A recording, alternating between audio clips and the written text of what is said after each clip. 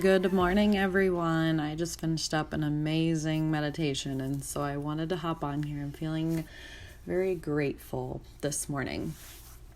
I wanted to share with you a few things that I had used actually, because I feel like I don't talk about this enough, and it is very much a part of my daily life. So today, I simply went to Insight Timer. That is my meditation app. And I also slept in, guys. I got up at 5:30 and I just was feeling really like blah. So I got up and I gave my dog her medication because she has to have medication by 6 a.m.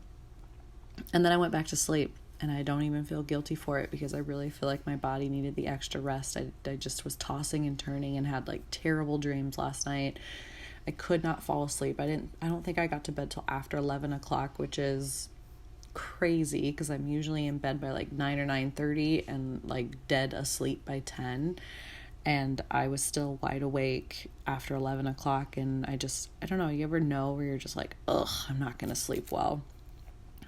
So I just gave myself permission to go back to sleep, and the kids are still sleeping. So I thought that this would be a perfect time for me just to hop on really quick and share a few thoughts with you guys. So as far as like my morning meditation practice, it's super, super simple. It never used to be. I used to like overcomplicate and overthink what meditation looked like. But I've really been into the musical meditations lately, like no words. I feel like there's so much talking. Like there's so much talking, there's so much thinking, there's so many words, which it sounds silly because I'm talking to you right now. But I feel like all I do all day long is like talk, and you like hear people and you hear the news and you hear everything like going in your ears. And I just wanted some no voices, no talking, no words. And so musical meditations have really been helpful and very grounding and very soothing for me lately. So the one that I listened to this morning, I believe was called like The Long Road or something. I can't remember. But it's just like piano and violin, and I love it, love it, love it. And so before I do my meditation, I sit at my desk, in a chair. It's nothing fancy. It's actually like a second living room because my basement isn't quite transformed into my office area yet. So I'm still just very much in this like multi-purpose room, but I've kind of made like my own little corner in it. So today what I used, I have a grounding blend that I actually got from a woman in Minnesota at a crystal shop, and I've been using it ever since. I just love it. So it says, shake well, apply to pulse points or the bottom of your feet. Why those points? Because those are grounding points, like the bottom of your feet. Like another way that you can ground your feet is by placing them flat on the floor or by putting them in nature. So like walking through the grass, just really like connecting and grounding yourself with Mother Earth. Think very, very simple. What would you do to feel grounded? Get your feet on the ground. And so this grounding blend kind of helps just support that grounding. So what's in it is jojoba oil, smoky quartz, Apache tears, clear quartz, frankincense, bergamot, geranium, and so if you hear it, like there's actually crystals in the oil roller. Next, what I use is Motivate, and this one, so the grounding blend is a house blend from a woman. I'm not sure what brand she uses for oils. I'm just trusting that it's a good brand. We did some testing on it. Me and a friend did testing on these. I'm losing what they call it, like universal testing on these to see if they were something that we were supposed to use or not, and the universe said yes, so we went ahead and purchased them. I can't remember which ones she got, but that's one that I got. And I also got like some warrior spray and some sage spray. I loved that place. And then the next one that I use is Motivate, because I love the smell of this. It like wakes me up, it motivates me for the day. It's called an encouraging blend, and I love the word encourage because drinking my coffee here. And courage means to inspire courage in another or oneself. So that is probably one of my favorite words because I just want to encourage you guys all the time. And so this blend is just like perfect for me to start my day. And this one is through doTERRA. And what's in it is some coconut oil, peppermint oil, clementine, coriander, basil, yuzu, which is like a citrus juno peel. I'm not sure what this one is. Melissa leaf oil, that one's new to me. Rosemary, and then vanilla bean extract. Now, vanilla isn't technically an essential oil. It is an extract, so there's a little bit different, but it does make this roller ball just smell amazing. So there's not like a vanilla essential oil out there. It is very much a vanilla extract. So if you do look for that particular one, just know that that is what you will run into. Next, I have a hematite stone. And what that means is it's a grounding stone. It's a protective stone. It almost looks like a magnet. It's like dark gray, black, shiny, metallic. And any stone that's really dark, usually like blacks or grays, are going to be really super grounding stones. And my kids just woke up, so I'm going to have to wrap this up here in just a few minutes. But if you feel like chaos and like you're just flying by the seat of your pants. Good morning, honey. Okay, I'll come get you guys 1 second.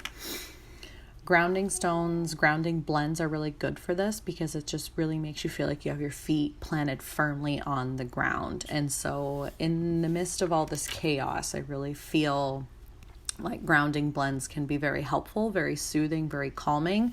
Also these darker stones, these blacks and grays, these hematites and things like that, have protective qualities in them, so they can ward off negative energy. They can absorb negative energy, but just be very careful with that. Be very mindful that you want to cleanse your stones often from that negative energy. So you can do this a few different ways. I'll share my two favorites.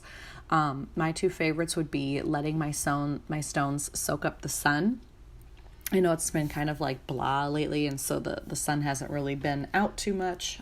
Same with the moon. You can leave them out overnight and they can be powered and charged and cleansed by the moon. Otherwise, what you can do not use water. I do not recommend using water. Different stones' properties, it can break down the materials within them if you use water. So don't use water. There's a few that you can, but just general rule of thumb is you don't use water to cleanse your crystals or your stones.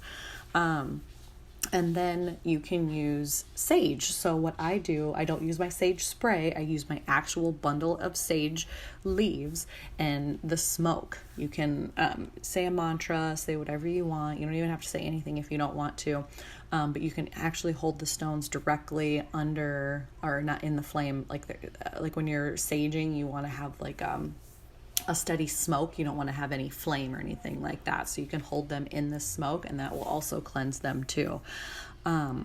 But yeah, so that's just what I do for kind of like a daily routine. I've been really warding towards like the grounding blends, the motivate blends, just the encouraging, the loving, the darker stones, the more grounding stones, negative energy cleansing stones, and just using Mother Earth's resources to help keep me cool, calm, and collected during this time. And then one thing that I wanted to say before we wrap this up, and that's just thank you to all of the men and women. It's my daughter, my dog's bugging her. Thank you to all the men and women who are out there on the front lines of this. The people in healthcare, in the medical field, and like the fire department and the police officers, and even like the food industry, and like our trash just came and got picked up today, and I thought, man, like as soon as I saw him, I was like, I'm so thankful he's picking up my trash. But then the next part of my brain went to, I bet he wants to be at home with his family too. So I feel very fortunate and very blessed and very grateful. But at the same time, there's this part of me that's saddened that not everybody can be home with their family at this time. And I very much recognize that and see that and feel that. And I try not to take on too much of that energy because it just bogs me down. But just know that I'm here and I'm holding space for you. And if there is anything that I can do to help, I would most certainly love to do that. So one thing that I will be doing, what you'll be seeing here in the near future, is I'm going to create a bunch of free resources. I shouldn't say a bunch, a few of my favorite tools and resources that I typically charge for. I am going to revamp them and gift them to you for free. Now, I don't have a launch date yet. I'm working with a few members of my team, or a member of my team right now, to put that together. So hopefully by the end of this week, today is March 24th, I believe. Yeah, you can have some in just a second. So we're hoping to have that put together by the end of this week and launched to you guys by next week, just so that you have some helpful tools, tricks, resources to help keep you grounded, cool, calm, collected, and really manage your energy and control what you can control in a time that feels very much out of control. So that is my quick episode for you guys today. I wish you a beautiful, beautiful day. Hug your loved ones. Send gratitude and love in every direction that you possibly can. And use Mother Earth as a tool, as a resource, as a guide to help you feel calm and peaceful during this chaotic time. All right, guys. Sending you love. Talk soon.